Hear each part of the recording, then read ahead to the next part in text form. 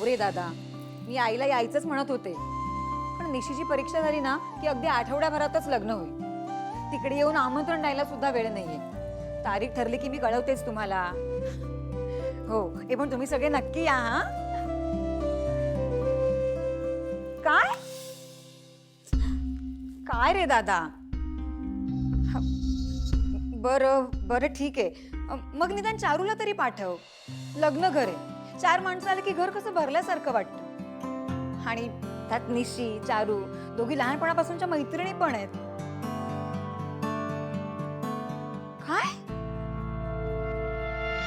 तू चारूसाठी स्थळ शोधतोयस? नाही रे दादा, अजून लहान आहे ती. हा तेही आहेच म्हणा. बरं ठीक आहे, मी सुद्धा माझ्या पाहण्यात एखादं स्थळ असेल तर मी लक्ष ठेवते. हा बरं चल ठेवते, आता खूप कामं पडली आहेत मला. चल बाय बाय. काय गो, कोणाचा फोन होतो? तुम्ही काय भिंतीला कान लावून होतात काय? आपल्याच घरात कसली आली चोरी? मग मी पण कोणाशी चोरून बोलत नव्हते. दादाला आमंत्रण द्यायला फोन केला होता. तू चारूला पाठवतोय म्हणाला. लग्न घर आहे ना, आता मदतीला किती हात असले तरी ते कमीच पडणार. दादा चारूसाठी पण स्थळ बघतोय आहो. तर तिचं लग्न झालं ना की दादा पण मोकळा होईल. मी काय म्हणते, आपण चारूसाठी ना इकडेच एखादं स्थळ बघूया. म्हणजे कसं, पोरगी आपल्या डोळ्यासमोर राहील ना. बरासाच मा. का काय झालं? काय झालं काय झाला?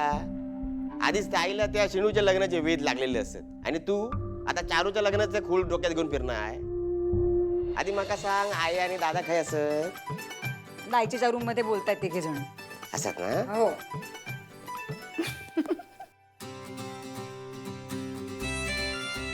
मा, हार कसं वाटता? सुंदर आहो दाईचे. आहे हे सगळं काय? हा दागिने कशात काढलं? रघुनाथा, म्हणजे जी काय हाऊस मौज होती ना ती मी सगळी केलंय. आता दागिने घालून नका खय मिरवूचा. हा त्या सगळा ना माझ्या निशिक. जायचे कशा घ्या सगळा? हे सगळे दागिने तुमच्याकडेच राहू दे. अगं असं काय करतो? माझी नातवंडा तुम्ही सगळे ह्याच माझा खरा सोना असा. आपला गोकुळासारखा भरलेला एकत्र कुटुंब ना, तीच माझी श्रीमंती असा. आता निशीचा लगीन झाल्यावर तहायच राहणार होता ना, तेव्हा ह्या गोष्टींचो तितकं विचार केलाय नाही मी. वाटीत रवला काय किंवा ताटात सांडला काय फरक पडता? पण आता गोष्टी वेगळे असत. आता निशी परक्याकडे जाता हा. त्यातून काय हा रघुनाथा, तिकडची माणसं असत तालेवर, त्यांच्या तुलनेत आपला पडदा खाली झुकाक नको ना. तेव्हा निशी भरपूर सोना घालूया. त्यांच्याकडची लोकांना बघत रवा होई. आहे त्यांची श्रीमंती बघून आपण आपली लेख देत नाही आहे. त्यांच्या मुलाचे गुण बघून आपल्या लेकीला दिलेला हा. आणि आपली निशी सुद्धा 100 नंबरी सोना हा. जिकडे जायत तिकडे आनंद आण. हा सगळा खरा असा रे, पण लोकांना फार सोनान किती पिवळा हा ताच बघतो. मग 4 चौघात आपली मान ताट रवा होई की नाही? हा, आणि माझ्या नाती सोना मी देतोय, तेव्हा तुम्ही नाही म्हणायचा प्रश्नच खय येता हा. बरं बरं, तू काय जे करूच असं ते कर. जायचे आणि तुमचा आशीर्वादच निशीसाठी लाख मोलाचा हा. अगं तो तर देतलच, पण त्याच्यासोबत ना ह्या सगळा सोना. माझी इच्छा ना म्हणा. वा वा, या सगळ्या तू निश्चित देणारच? होय तर. मग माझ्या श्रीनूच्या बायको काय देणार?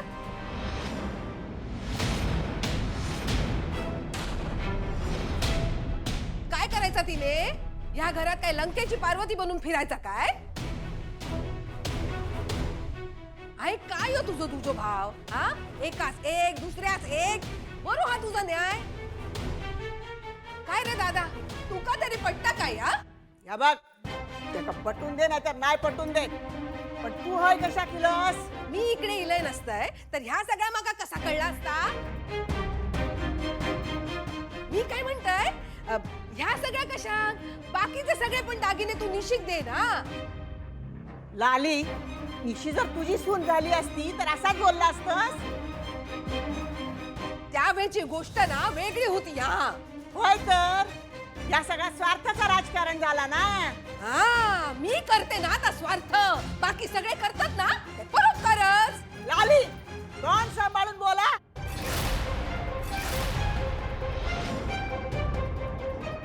मी माझ्या पोरांमध्ये आणि नातवंडाच्यात कधी भेदभाव केलाय काय?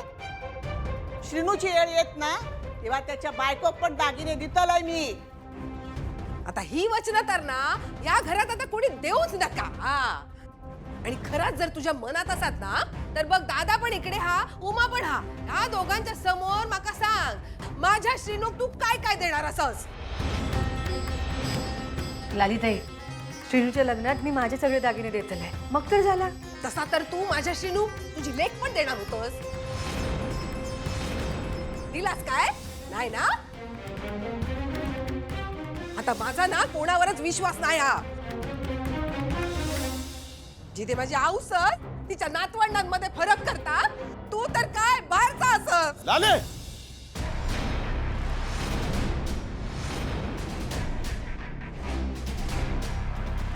तुझा आपल्या रक्ताच्या नात्यांवर विश्वास नाही हे आमचा दुर्दैव हा. दादा, तुझा दुर्दैव नाही, मीच कम नशिबी असय. माका असा बाहेर गावला. लाली, गप बसायचा हा. आधी जा हैसून. याक नीट ऐक, तुका जर शिनूच्या बायकोसाठी मी काय करावे असं वाटत असत ना तर निशीचा लगीन होईपर्यंत तोंडातून एक शब्द काढायचा नाही. एकदम गप. तुला माकाच गप करा तुम्ही. मी ना या घरात आश्रित असाय ना, काही झालं ना तरी मी परकाच असाय तुमच्यासाठी. हा, मी गप्रवेन गो, मी गप्रवेन. पण त्या मंजू त्या गप्रवात काय, ता डुग्गूच्या हक्कासाठी भांडूक येणारच. बस, एक शब्द पण नाही बोलायचो. हैसून बाहेर आहो आधी. हो बाहेरा, का कामाचा बोलूचा? कामाचं नाही, माका ना कसा बाजूक पाडूचा ना ता बोलूचा असाय तुमका.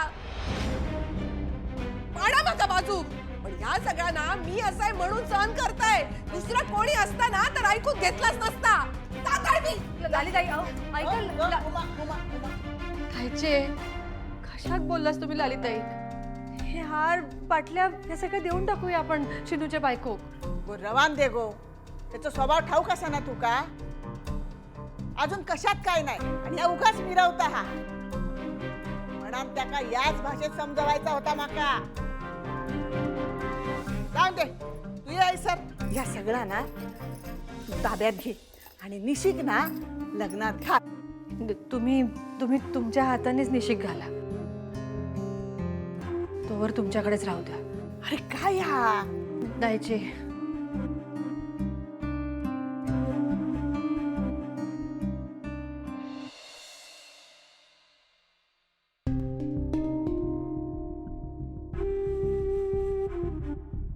उमाताई, आज उपवास आहे ना तुमचा? खिचडी करू तुमच्यासाठी की मुगाची पेज करू? ती आवडते ना तुम्हाला? अगो, पंचपक्वान्न कर, पंचपक्वान्न. लालीताई, तुम्ही? होय. अगो, त्या उमाचीच काळजी करा सगळ्यांनी. उमा उमा उमा, उमाने या केल्यात, उमाने त्या केल्यात. काय झालं लालीताई? कशाला चिडताय एवढ्या? अगो, तुझी काळजी वाटता ना माका म्हणून चिडतोय. माझी काळजी वाटते तुम्हाला? अगो अगो, तुका तुझी काळजी नाही ना म्हणून माका तुझी काळजी करूचा लागता. नाही, मला काही कळलं नाही. अगो, निशीचा सासर तालेवार हा म्हणून तुझी सासू सगळे दागिने काढून निशीक देऊक बसली हा. काय? हा, अगो, उमा समोर सगळे दागिने पसरून बसलेली हा. हे बघ, माका सांग, निशीचो घो इतको श्रीमंत हा, मग ते का आपल्या घरचे पण दागिने कशाक देऊक वये? हा, तुझ्या डुग्गूच्या बायकोसाठी दागिने नको ठेवू काय? हा, पण मी हा बोलूक गेलंय तर आयनी माका खोलीतून बाहेर हाकलून दिलं. मी तुका सांगतोय हा मंजू, असे डोळे झाकून राहू नकोस. अगो त्या बंधूने आधीच दादाच्या प्रेमाची झापडं लावून घेतली आहे डोळ्यावर. अगो तू तरी शहाणा हो. हा.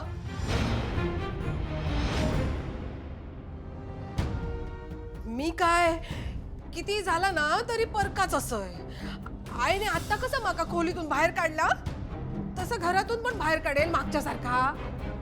पण तू सावध राहा बाय, तर तुझ्या डुग्गूचं भवितव्य ना माका अंधारात दिसता.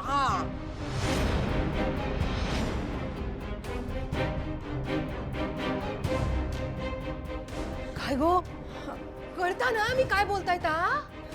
नाही नाही नाही, असं काही नाही होणार. बघ बाय, तू का सावध करूचं माझं काम होतं आम्ही केलंय.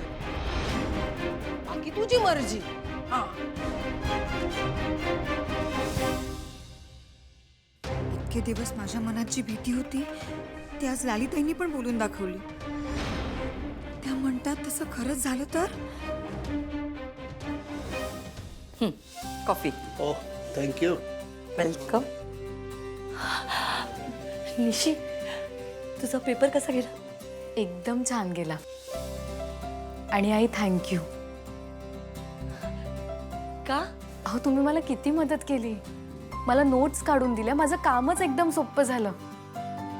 मेघना, तुमने अपनी स्टडीज के टाइम में भी इतने अच्छे नोट्स निकाले थे क्या? पण हे फक्त नोट्समुळे नाही झालं. माझी सोनी तितकीच हुशार आहे. देख लो नीरज, इन सास बहू के प्यार में हम पर कोई ध्यान नहीं देने वाला. आता आम्हा दोघींची चांगली फ्रेंडशिप झाली आहे. हो, घे बस ना. हो. निशी, तुझी परीक्षा संपल्यानंतर ना तू आणि मी फक्त आपण दोघीच शॉपिंगसाठी मुंबईला जाऊया आणि तुझ्या आवडीचं शॉपिंग करूया. कसं आहे ना निशी, आधी तू लग्न करून मुंबईला येणार होतीस, पण आता गोष्ट वेगळी आहे. तुला आता परदेशात जायचंय, तेही इंग्लंडला. तुम्ही तिकडे 2 वर्ष राहणार आहात, त्यामुळे तुला तिकडचं लाईफस्टाईल, तिकडचं ॲक्सेंट तुला जमलं पाहिजे. तुला माहितीये, आपलं इंग्लिश आणि त्यांचं स्पोकन इंग्लिश यात खूप फरक आहे. आपण ना तुझ्या लग्नानंतर तुझ्यासाठी ट्युटर ठेवू, म्हणजे तुला तिकडची भाषा शिकता येईल. तिकडे गेल्यावर मला माझी निशी कॉन्फिडेंटली वावरलेली बघायची आहे. आणि तुला एक गंमत सांगू, तिकडे गेल्यावर तुला तुझी प्रॅक्टिस सुद्धा सुरू करता येईल. निशी, मला तुझी सगळी स्वप्न पूर्ण झालेली बघायची. तुम्हा निशी अजून कशी नाही आली? दादा माफ करा मला. मी येताना नीरज सरांच्या घरी गेले होते. अगं ठीक आहे निशी, तर आपण आता तुझाच घर हा ना. आणि तसं पण नीरज आमका विचारूनच तुका आणूक गेलो होतो. बाळा, पेपर कसा केला? फोनवर तर बोलली की छान गेला. हो ना, मग तुझं असं चेहरो पडलेलो कशाक?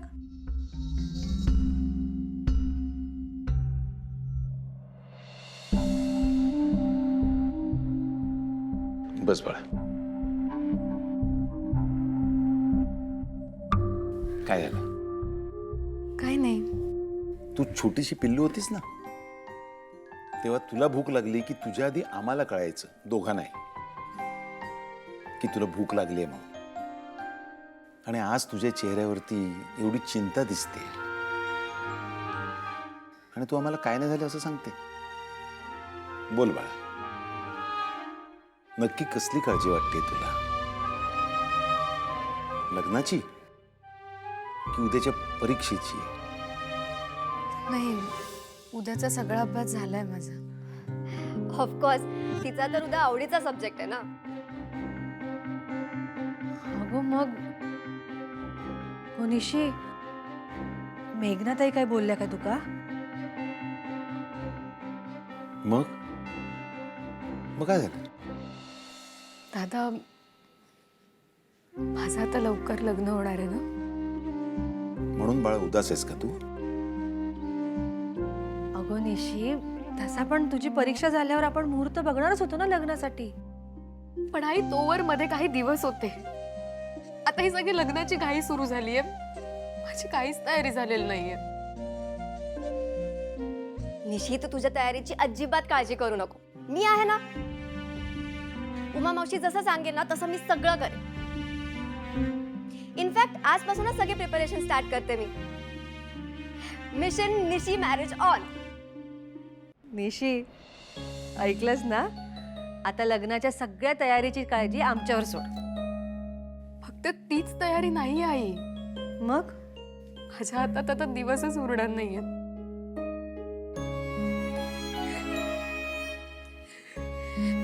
माझे या घरातले फक्त काही दिवस.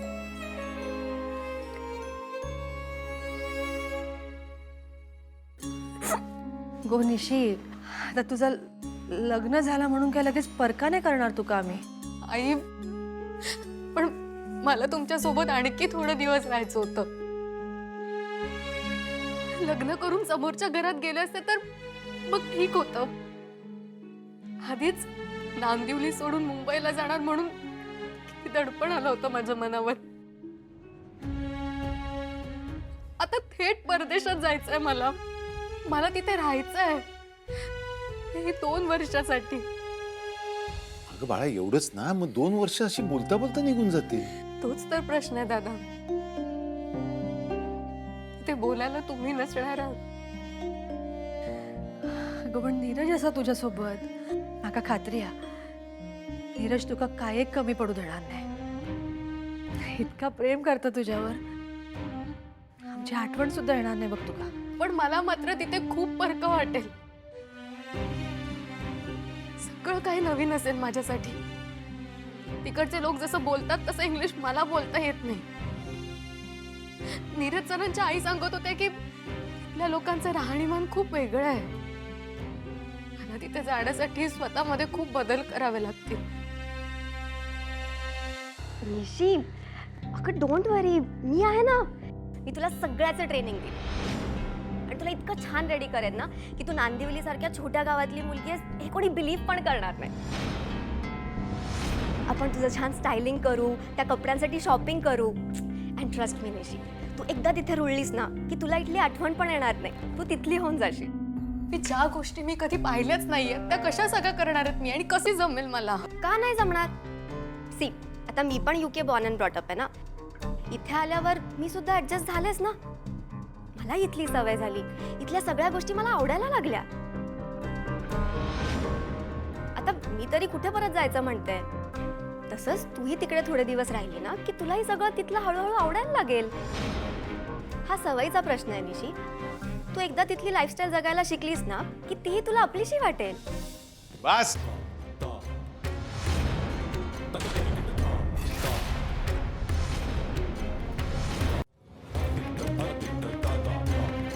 उमा आपली मुलगी परदेशात गेली तरी तिथला पेहराव घालणार नाही. तिथली भाषा शिकली तरी इथली माती आणि इथले संस्कार विसरणार नाही. सांगा या पाहुणीक, ती इथं रुळली कारण ती ओढ या मातीतच हा. आणि ह्या पण सांगा की परदेशातले विचार माझ्या लेकीपर्यंत पोचूक नको म्हणून. माझी लेक या वेशीबाहेर जरी गेली तरी इथले संस्कार विसरणार नाही. आणि निशी,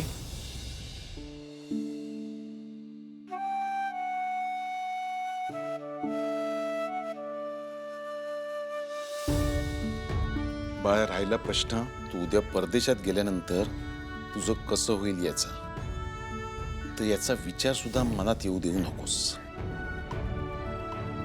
आणि दडपण तर मुळीच येऊ देऊ नकोस.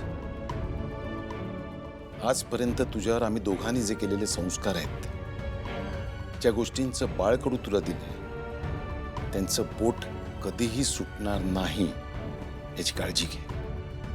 निशी बाळा, अजून एक महत्वाची गोष्ट आयुष्यात लक्षात ठेव. आपली मुळं आपल्या मातीत जितकी घट्ट रुजलेली असतील ना, तेवढं आपलं आयुष्य अविचल राहत. मग कुठलंही वादळ आपल्याला वाकवू शकत नाही, उखडून टाकू शकत नाही. निशी तू वर्षभर तुझ्या अभ्यासासाठी जी मेहनत घेतलीस त्याचं चीज व्हायला हवं ना.